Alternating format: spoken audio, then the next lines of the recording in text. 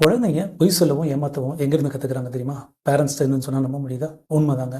இன்றைக்கி நிறைய பேரண்ட் தங்கள் அறியாமையே தங்கள் குழந்தைகளுக்கு இந்த மாதிரி விஷயங்களை சொல்லிக் கொடுத்துறாங்க. நான் எக்ஸாம்பிள்ஸோட உங்களுக்கு சொல்கிறேன். ஒரு பேரண்ட் என்ன பண்ணுறாருன்னா, அவரை தேடி ஒருத்தர் வராரு. வீட்டுக்குள்ளே இருந்துகிட்டே தான் குழந்தைகிட்ட அப்பா இல்லைன்னு சொல்லுன்றாரு. குழந்தையும் போய் சொல்லிடுது. இப்போது இந்த சுச்சுவேஷனில் குழந்தை என்ன நினைக்குன்னா, ஓகே நமக்கு தேவை அப்படின்னா போய் சொல்லலாம் அப்படின்ற ஒரு விஷயத்தை கற்றுக்குறாங்க. அதே மாதிரி ஸ்கூல்ல இருந்து மற்ற ஸ்டூடெண்ட்டோட எரேசரோ பென்சிலோ வீட்டுக்கு எடுத்துகிட்டு வரும்போது நிறைய பேரண்ட் கேட்குறதே இல்லை.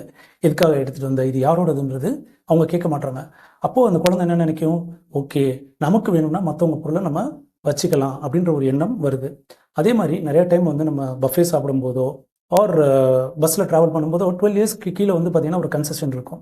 கரெக்டாக பேரண்ட் என்ன பண்ணுவாங்க பார்த்தீங்கன்னா 11 வயசுன்னு சொல்லி டிக்கெட் எடுப்போம். சில சமயம் வந்து குழந்தைங்களை அதை பார்த்துட்டு உண்மையான வயசை சொல்ல வரும்போது பேரண்ட் என்ன பண்ணுவாங்கன்னா கையை பிடிச்சி அமுக்குவாங்க. ஸோ குழந்தைக்கு ஒன்றும் புரியாமல் முடிக்கும்.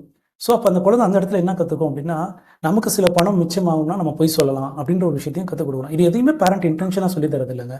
பட் குழந்தைங்க கற்றுக்குவாங்க இது. ஏன்னா அவங்களோட xerox copy.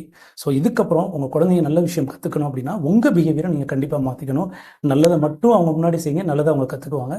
Thank you so much. இந்த வீடியோ பிடிச்சிருந்தா மறக்காமல் SSLC பண்ணிடுங்க. Subscribe, share, like and comment.